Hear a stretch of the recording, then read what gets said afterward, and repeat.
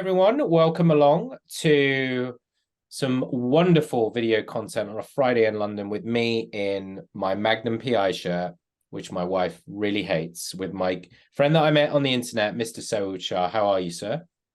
Doing fantastic. Good. Great, Jonathan. Yeah, we've just discovered that we are mutually cricket fans. So for our brethren in the United States, that is the game that requires more skill than baseball, controversially, because the ball bounces, which I think makes it harder. But that's a controversial opinion. But Indeed, the ball is moving in the air and it's moving off the ground. yeah, there we go. I think that settles the debate. And this is a British joke, but like you can't have a World Series in one country compete. Like it's not allowed. That should be a series, the US series. The national series of the United States of America. There we go. There we go. So give us a little bit of your background, sir. You're based in San Francisco. Tell us a little bit about your career. Yeah. So, hey, I've essentially been doing professional services my entire career. I started as an engineer and very quickly moved into professional services engineering.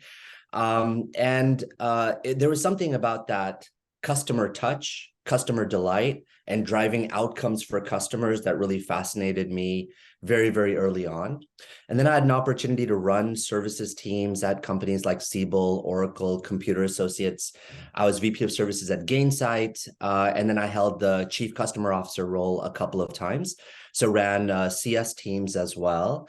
And now I have the pleasure of doing consulting for PS and CS leaders and helping them with their post-sales maturity and helping them drive outcomes for their businesses. Awesome. Yeah, really excited about this. I mean, so to help frame this for folks, one of the things at Precursive that we're looking to do for our customers and prospective customers, and I think people in the market in general, right, is kind of elevate the world of services. It's a world which is a very, very tough gig. And I don't think you're never that popular sometimes within software companies. Let's just put it that way. And so there's a lot of things. So people find themselves probably much like you did, where you're in the biggest job you've ever had, and suddenly you're running a business within a business, and there's a lot of pressure. So one of the things that we're doing is partnering with Saood and your company, because I think there's some great services that you're providing, which we'll get to. And I think that will help our customers and our prospective customers to kind of bridge the gap between strategy and execution and technology, or sometimes people, process, and technology. So you've been reflecting on your experiences. So we're going to use a few slides here, guys, as we go. So I'm going to bring that up now. We're going to be talking about what we talked about on the podcast, which came up a few times today with some of the folks in my network complimenting that podcast. So the 7 laws of onboarding. So to frame this, we're going to talk about an issue which is not something that everyone likes to admit they have in software companies, but it happens, which is churn. So this data point here is pretty interesting. Tell us about why onboarding matters. What's been your experience as a practitioner? Yeah, I think I think onboarding is a fantastic opportunity to, set up your customers for success right at the outset. So I think the most important thing to remember is that as human beings, first impressions really matter.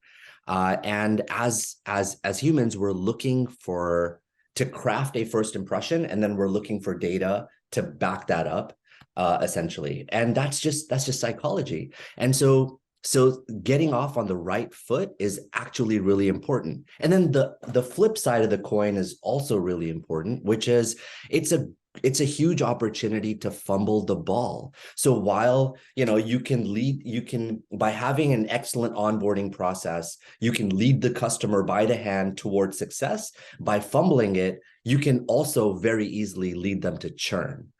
And on that, I see a lot of customers that churn very quickly right after onboarding with the generic statement and say, I just don't see value.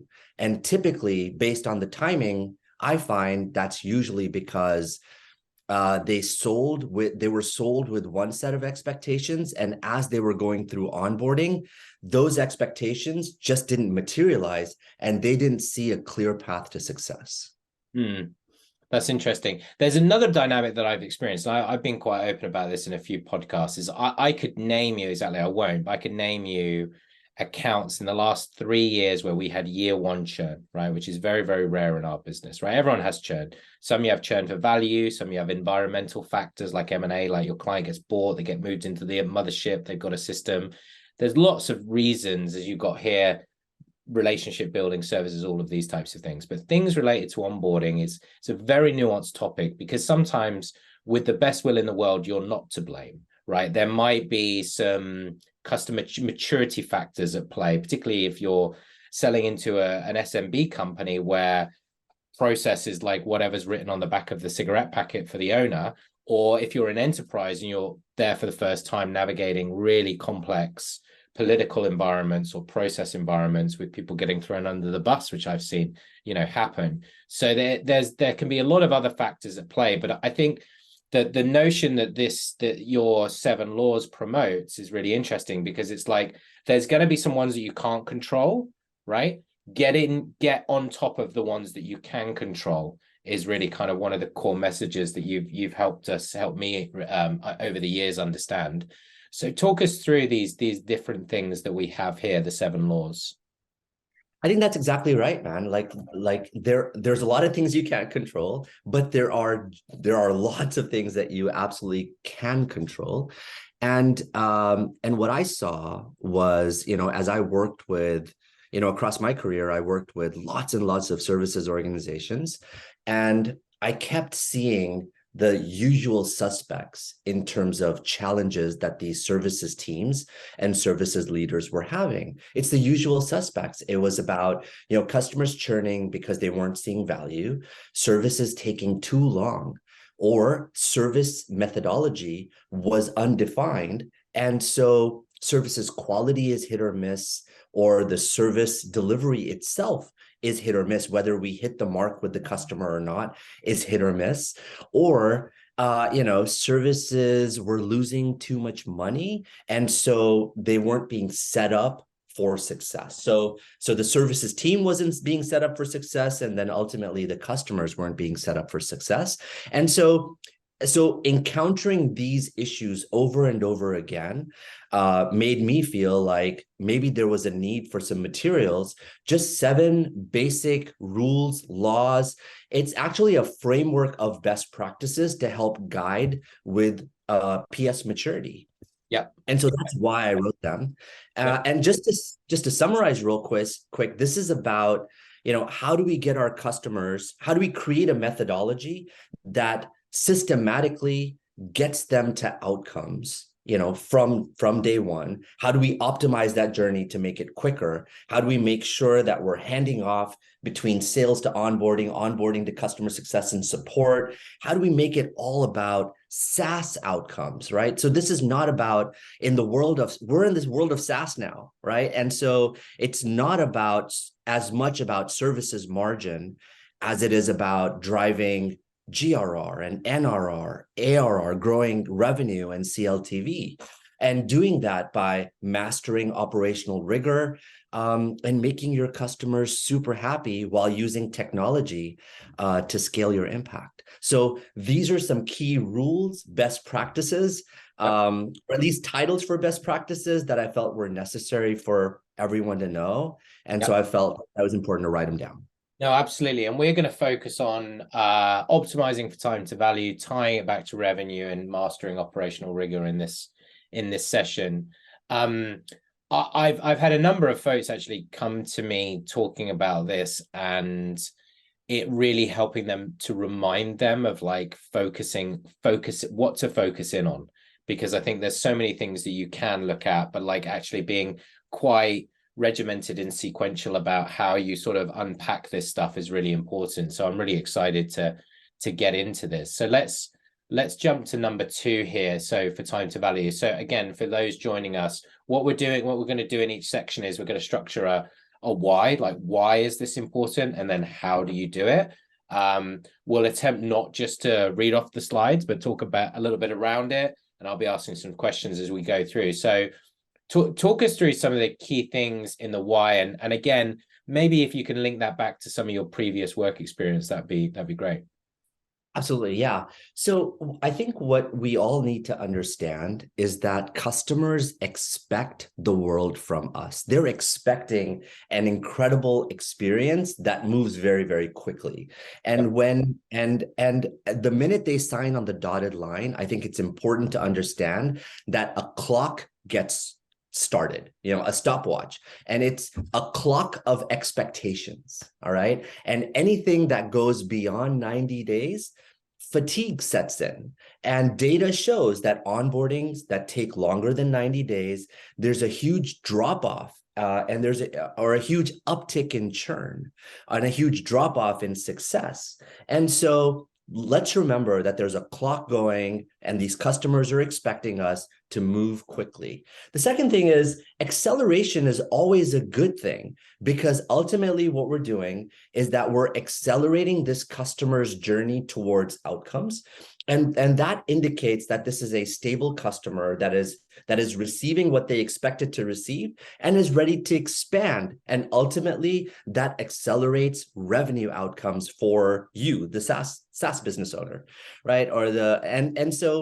So in terms of why, I think it's a no-brainer. Moving faster essentially helps everyone involved. Yeah. But the question is how. And I think the first thing to remember is you can't really optimize something that hasn't been written down. I work with services leaders that are attempting to get to quality and time to value.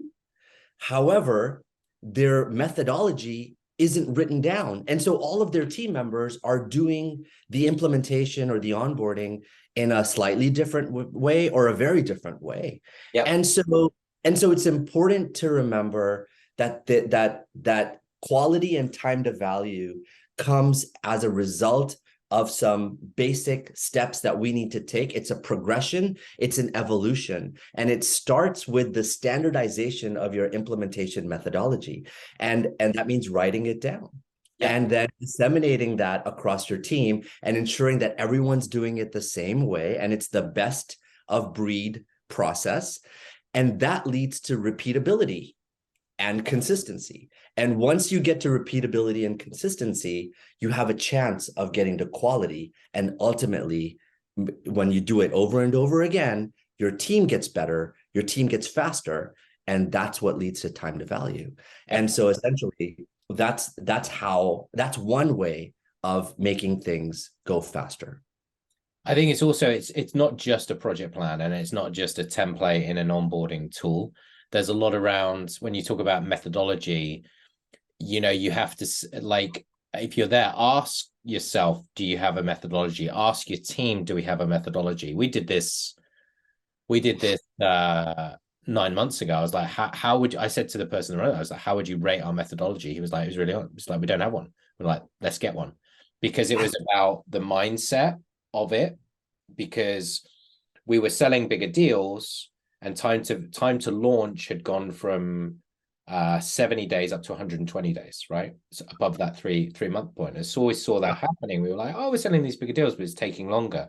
And so we really had to think about our methodology and how we sequence things, and developing a new methodology, which was essentially like the not a POC, but a phase one and then an optimization approach, because we just saw that there was so much that clients wanted to do, but really from a change management standpoint, that might not be as realistic as they even thought. And it's a work in progress, but I think, it's not just a project plan. With that, is that, you smiled and nodded. So is that fair? I think, yeah, I think it's important to have a project plan, and a project plan guides the project. But beyond that, I think you have to zoom out before the project starts, or before any project starts. Yeah. What is the optimal project plan that we should use as a template? And then, there will be deviation from customer to customer. And so I think continuously optimizing and having an eye for to say, all right, what's our methodology today? How do we make it better tomorrow? How do we make it even better based on the learnings? I think that's table stakes, right? That's step one that you have to do. And I wanted to share, there's at least two other things to think about. I remember at one of my work experiences, we had just our standard methodology, and we were concerned that we weren't really delivering the type of service that these customers were looking for. And so we had large customers that were expecting a more complex motion, a more involved motion with more people. And we were giving them our 2-week methodology, and it was leaving them unprepared. And so the two practices that I'll call out, two best practices that I'll call out that also help with optimizing for time to value are segmentation and resource specialization. So segmentation meaning figure out what your segments are for your customers and create methodologies that align with what they expect and what they need to be successful. Enterprise customers will need a different methodology from your mid-market and SMB customers. The second thing is resource specialization. At one of the places that I worked at, we had a very technical motion, but then we needed to engage with customers to do a design. And we found that technical personnel were not optimally suited to have those conversations with the customers. And so we bifurcated the process, and we created solution architects that were optimal, that were trained to have those design conversations with customers, and then technical architects that were trained to take the design and actually build the configuration and implement it for customers, and test it and deliver with high quality. And so resource specialization also helped in optimize for time to value.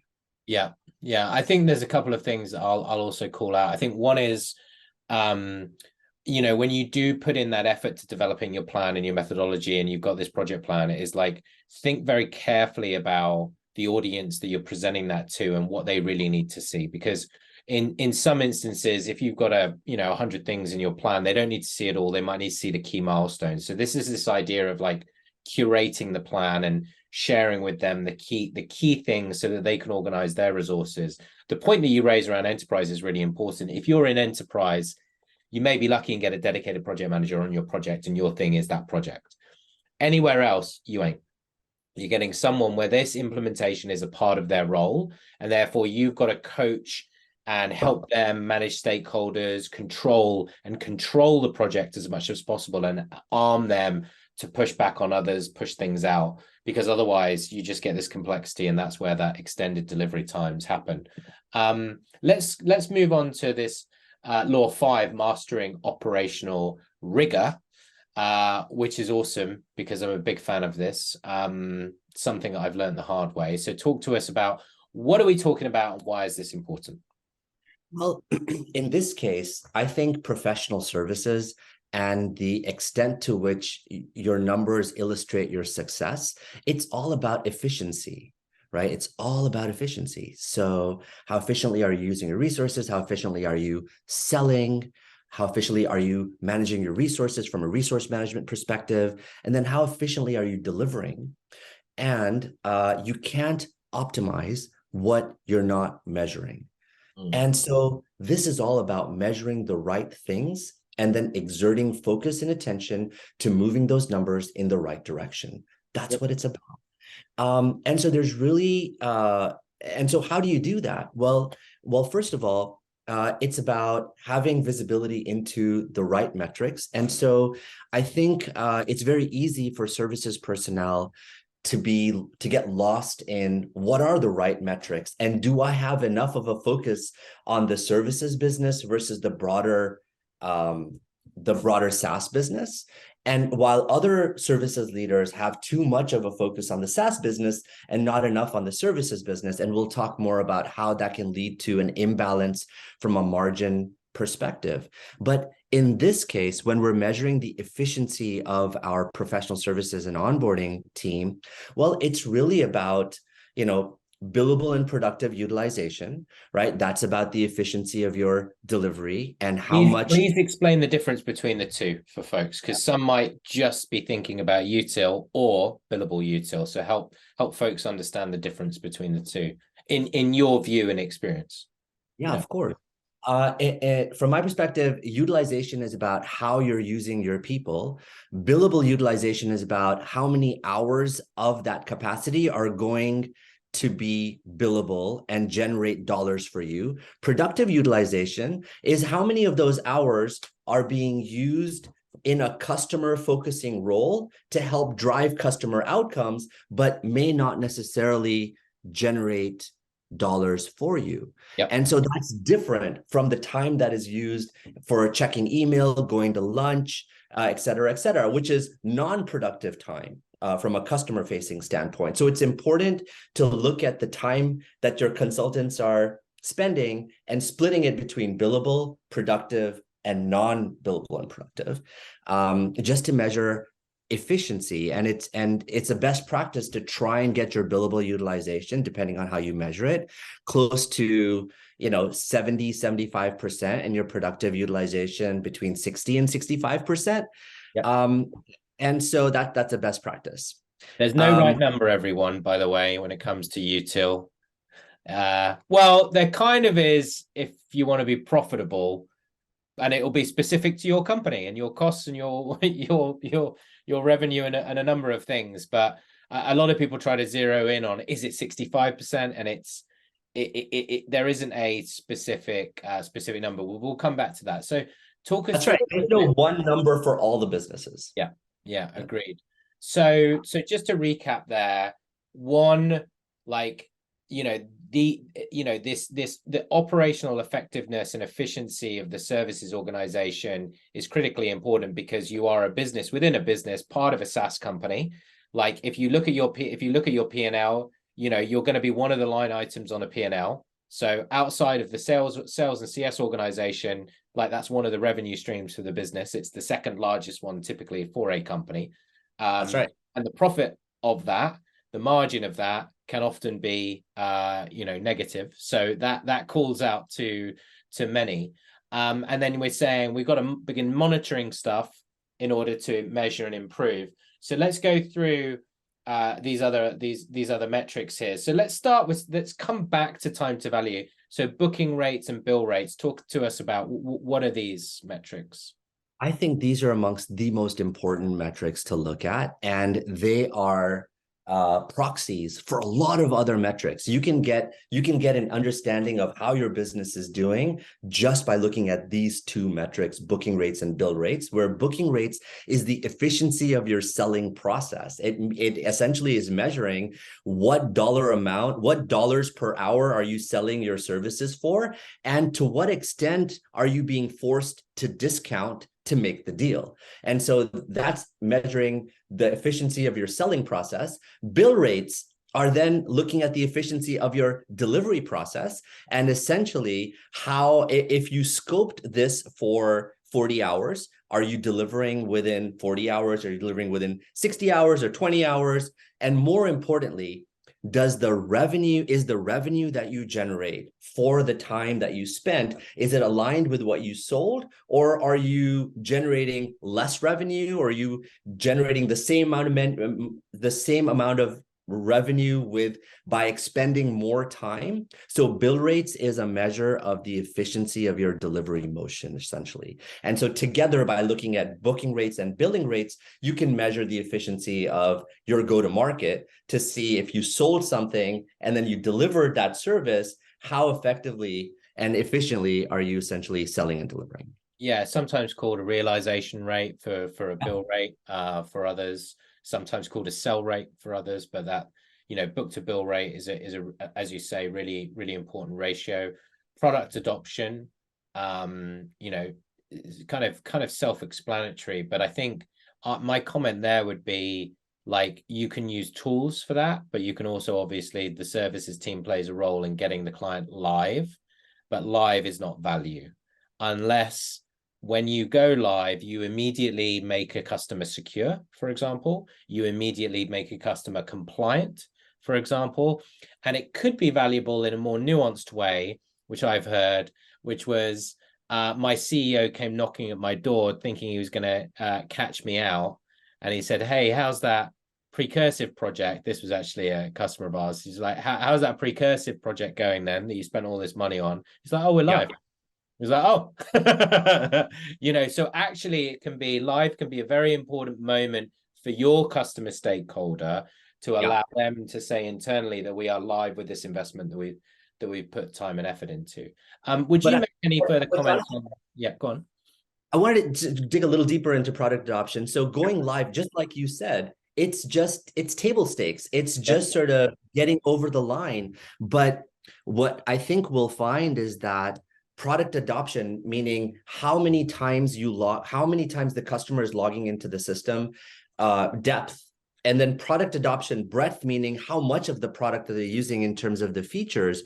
Both of these dimensions have a very direct correlation usually to GRR and NRR. And so having your services team measure the extent to which the customer is using the platform and correlating that with what we think is success is actually really important in helping the PS team and giving them the right direction to say, these are your targets. If you can get every customer that's coming through our onboarding process to this level of adoption, then we have Y times more opportunity to be successful. So I think that's really important. Love it. Love it. And then CSAT? CSAT, that's all about customer delight. And so you can try to wing it and you can try to hope that you're making customers happy, but I'm all about data, and operational rigor is all about quantifying all of these metrics and then measuring them and then driving those numbers towards improvement. So product adoption was about quantifying how these users are using the product and then moving those numbers in the right direction. CSAT is about creating a closed loop process with your customers and measuring how they're feeling about your onboarding professional services service. And then whether it's a good outcome, whether it's a positive feedback, then you can use that customer for your marketing efforts. If they're a detractor, then you have some work to do in terms of following up with them and ensuring that you can alleviate their concern and get them towards a path of success. Okay, cool. Time to value then. That's difficult to measure consistently. This is hard because you have to think about, well, what is value? And value might not correlate with launch immediately. So the way I've done it in the past, Jonathan, is I've started with time to launch. And that's step one. Let's optimize our time to launch. And as we gain experience with our customers, we understand what actually is value. Is value getting to the point where they can run their first project within the system? Is it when the revenue from that project is recognized? What is value to our customers? And then measuring a time to initial value, I think, is important. And then measuring that across our customers and optimizing it is important. But it takes time and effort to really understand what is value. Yeah, you've also got to think about time to value to whom. Because I think, like, when I think about our world, like, our customers, usually the head of implementation, the head of services, and they're looking for data. They're looking for data and insight to help them make decisions on their business and manage it more effectively, as you know, right?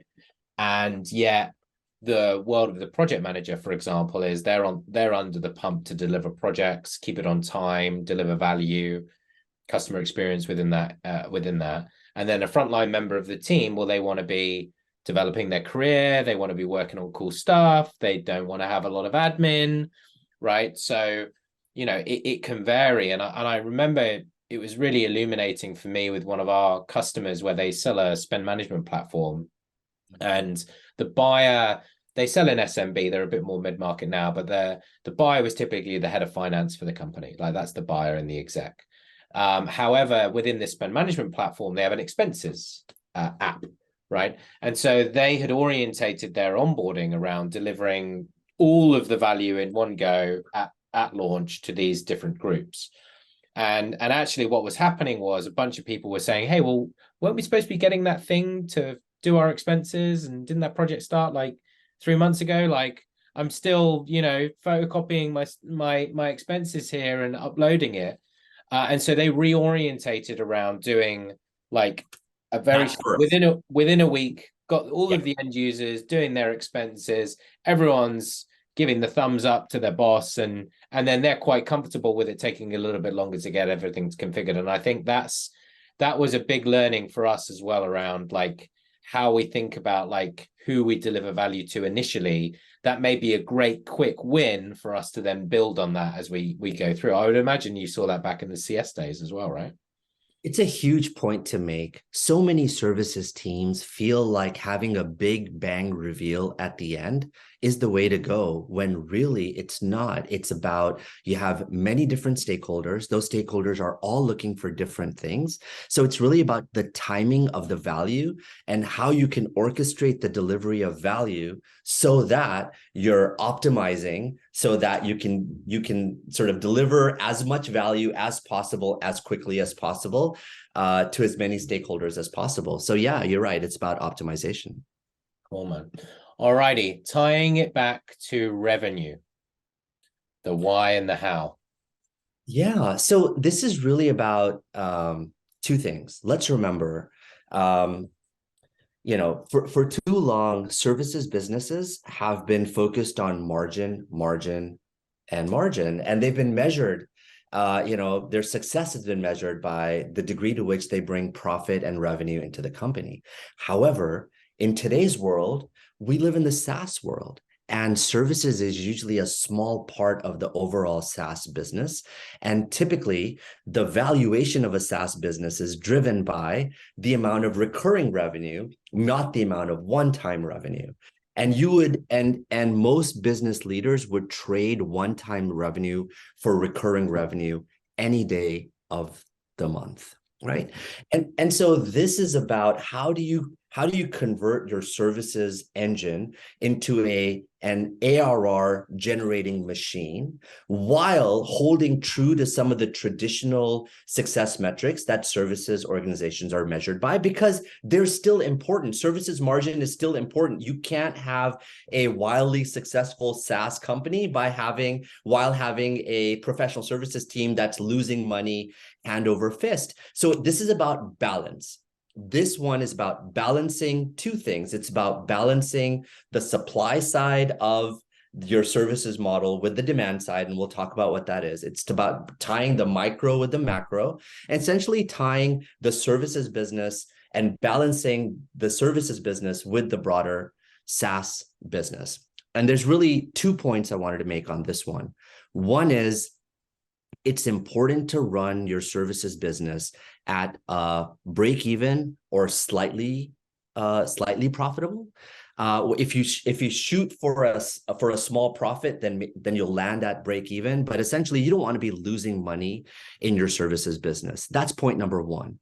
And that's because as you grow and as you scale, you will need to onboard more and more customers, and you'll need to invest in this onboarding motion by having service offerings and a delivery motion and having a revenue stream that compensates you for that onboarding process. Will enable you to essentially grow and invest in your services business and invest in the quality of the deliverable that's going to your customers. If you try to do it for free, eventually it'll grow so large, and the investment that you're investing into the SaaS, into the onboarding professional services motion, will grow so large that you'll start skimping on the quality of the experience to the customer. So rule number one is, as you grow, start to think about charging for your services and try to run your services at a break-even margin. Yeah. Okay, which is what we're going to talk about in a moment. We're going to show some models on how you can think about planning that and organizing that.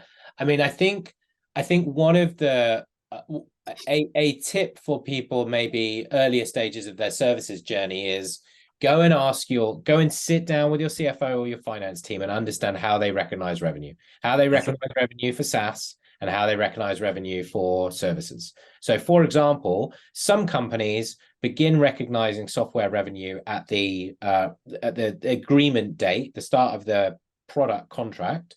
Others, very common in telephony tech, do it at go live. That's when they begin recognizing the revenue. So they would have a booking, which is when you signed it, which they'll report. And if they're public, they report that up to the street. And then they've got the revenue for software, which is coming when they go live. So therefore, the gap between closing a deal and getting live in that industry, tremendously important. And you have an outsized impact on it. One company I know, public company, couple of $1 billion, had a business unit. They booked 100 million in ARR, but they recognized only 40 because they had this inefficiency in their services organization, and their share price got dinged as a result. So it can have this tying things back to revenue is about understanding how revenue works in your organization, and also how services is being booked, right? Like I spoke to one company recently. They were basically taking the attach rate. So if they sell services for $100,000, and they were spreading that $100,000 over the duration of the contract for, let's say, 3 years, right? Now, their actual work was done inside 4, 5, 6 months, whatever it is. So actually, it's a very, the picture of revenue in that organization is quite distorted because it's not a true representation of what service is actually delivering. And they have a bunch of cost liabilities because they've already done the project, right? But they're not seeing the revenue. So I think that's kind of like, that's one thing.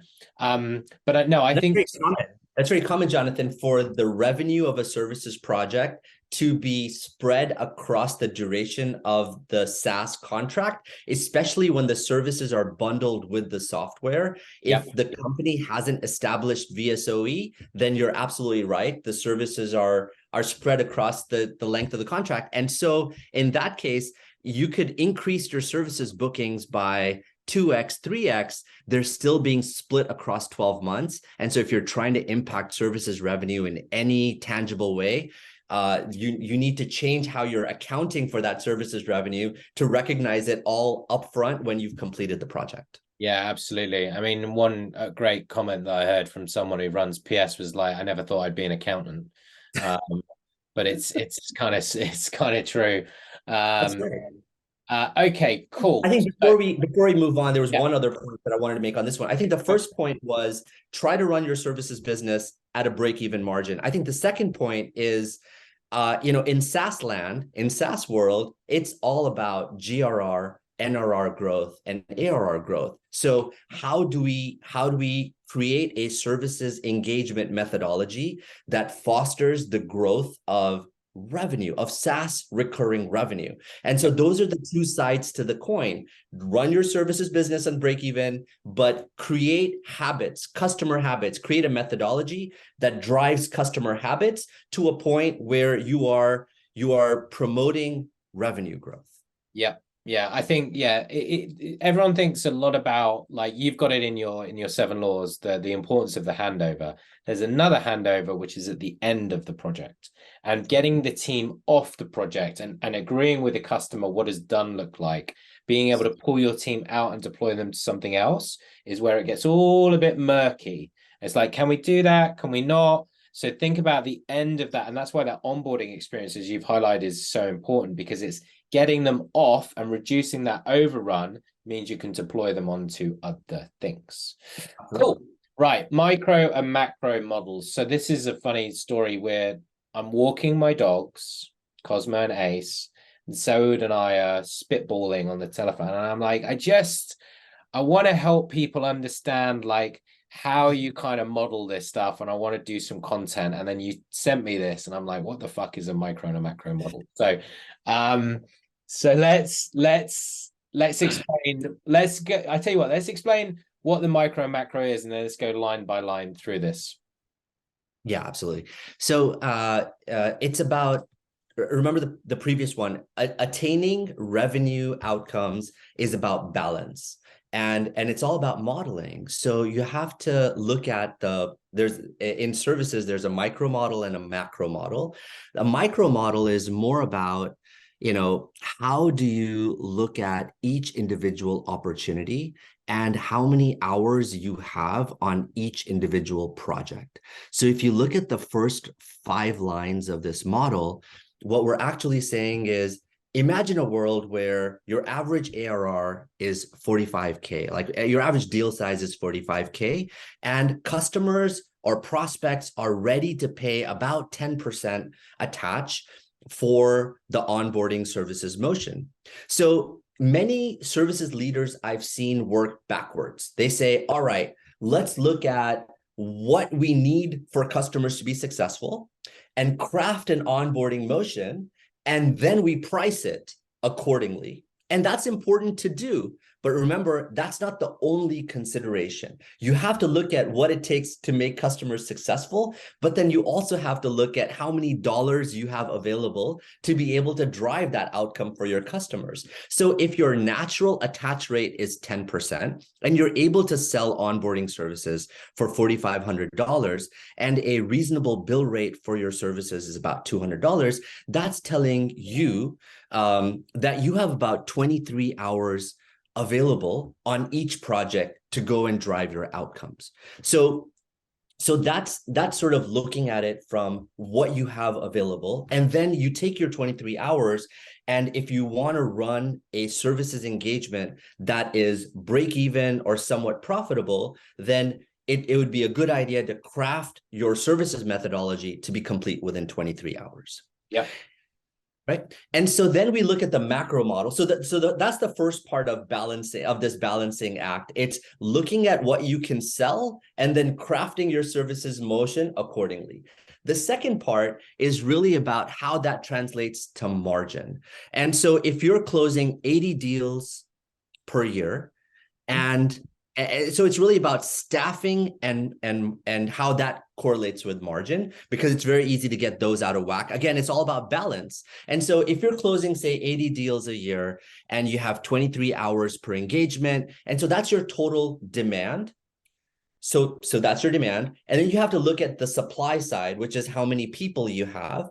And so if you have 1,800 is your demand, you look at how many consultants you need. You can't have 1.5 consultants. Human beings don't work like that. You need to hire at least 2 people. You look at how many hours you have available from a capacity standpoint. So at this point, you're not going to go and hire a team of 5 people. You're not going to hire a team of 6 people based on how many deals you can close and the number of hours that you need to spend on those deals. It looks like the math is telling you you should have an onboarding team of about 2 people. You'll have some excess capacity, about $700. And if the cost of an onboarding person is about $120,000, based on the revenue you're generating from the number of deals you're selling and the hours per engagement, you can still make a healthy margin of about 33%, even with those excess 700 hours where these consultants really don't have work. However, you still have a positive margin. So this is how I'm illustrating sort of the micro and model and the macro sides of the equation, and how getting both sides to balance leads to a positive margin. Yeah. So I think, it's essentially we're taking a single unit, which is a project, and then we're extrapolating from there based upon us having a certain number of people or a certain volume of work. How much total amount of time would that take? Would we have any excess capacity? And we can manipulate that as we see fit. So in this example, what we're saying here is we're looking at the difference between a difference. Well, so if we look here, the difference in attach rate, the bill rate's the same. What you're doing here is you're expanding the number of hours of engagement to 34. So tell us a little bit about what we're looking to illustrate here. I think the point here is it can be a fallacy where you're thinking, I'm selling more stuff. That means my business will be more profitable. What I'm illustrating here is that's not always the case. If you're selling more stuff and then also delivering equally more stuff, then your margin will stay the same. So my point here is, to be clear, we're selling the same deal volume, aren't we? But we're increasing by stuff we're saying we're selling arguably more revenue, but we're not making any more profit. Exactly right. So imagine the attach rate. Now you're able to sell at a 15% attach rate. So each deal is about $6,700. And so now you have 34 hours to work with. So great. Your engagement size goes up to 34 and you're selling more revenue. However, you're also expending more hours, so which means your cost is higher, which means your onboarding team needs to be 3, not 2. And so essentially, it all sort of balances out and your margin remains the same. And so that was the point I was trying to make. Your margin doesn't necessarily increase when your sales go up. Your margin, and so you could be selling more stuff and then delivering more stuff, and your margin essentially stays the same. Yeah, which means if your source of demand is sales and sales slows down, you're going to take a hit. If you start actually seeing pushback on price, challenging economic times, end of quarter, salespeople looking to pull deals over the line, we're looking for leverage. Suddenly, this picture changes very rapidly. If for some reason you've allowed the level of effort to increase and potentially the outcome is similar. Yeah, it's interesting. I mean, going back to that example that I gave earlier when we saw time to value going up, it's like part of what we were doing was inserting more steps, changing our methodology because we were doing larger projects. So we had a sprint-based approach and we had inserted some sprints in order to almost like show and tell through the process. And we've had to row that back and move much more towards a blueprinted approach where it's a bit more predefined up front for the whole solution that we're going to deliver, because very much for this reason, which is you're not, as we can see here, the key thing for me here, like, yeah, the margin's the same, the volume is the same, the output is the same. We're not actually able to increase. We've increased our heads by 1, but we're not actually increasing our throughput. No, it's the same number of projects. Correct. It's just a slightly larger project size. Cool. And I think example 3 is illustrating the point that you just made, which is suppose if your attach rate remains the same, and so your math is telling you that you have 34 hours to spend on each engagement. However, suppose you invest more deeply in your customers, and instead of spending 34 hours on each engagement, you spend 50 hours per engagement. In reality, what that means is your demand goes up. However, you've turned your margin upside down because you're selling each engagement at 34 hours, but you're delivering at 50 hours. And so you're spending 16 hours on each engagement that's not billable. And so what that means is your revenue stays the same, but your cost goes up. And so your margin goes down. And so this is an example of how an imbalance between how you've scoped your service versus how you're delivering your service can lead to a margin degradation. Yeah, I think if you've got overrun in fixed price delivery, and you use the example which is very customer first of like you're investing more, it can just be that you've got to a point where things are delayed through perhaps lack of organization, through lack of defined methodologies you talked about.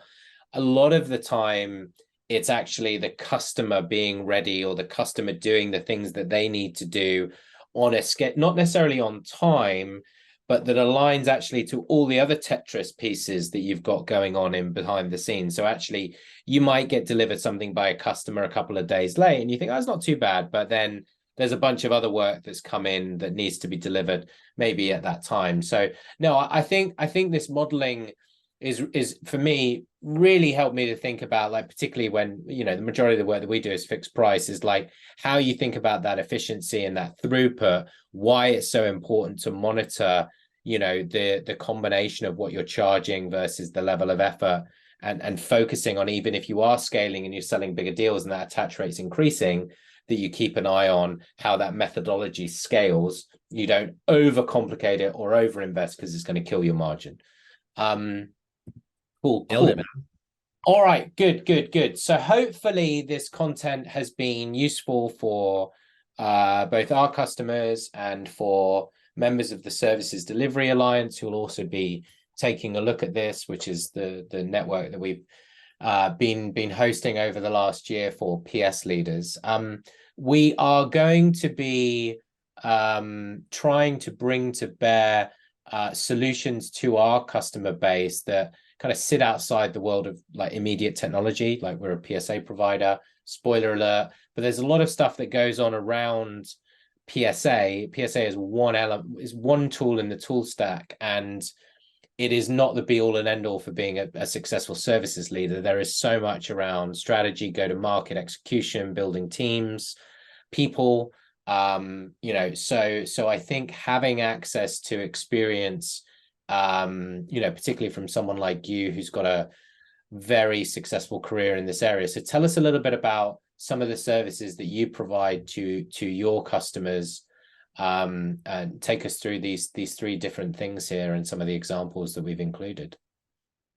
Yeah, yeah, I felt like customers were looking for tangible ways to increase the maturity of their professional services organization. And I think we needed to start with, well, what does maturity look like? And what are all the building blocks of a mature professional services organization? And so for that purpose, I've created the PS accelerators. There's 6 of them, and they align roughly with the laws.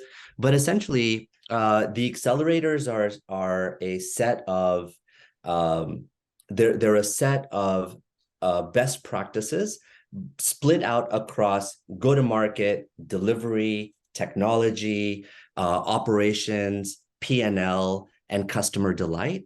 And essentially, there are tangible deliverables in each package that help up-level customers and essentially dig deep into, how do we move the maturity of your professional services team forward, essentially to have an impact on margin, customer delight, outcomes, services margin, and essentially SaaS, ARR, GRR, NRR through services. And so that's what the accelerators are.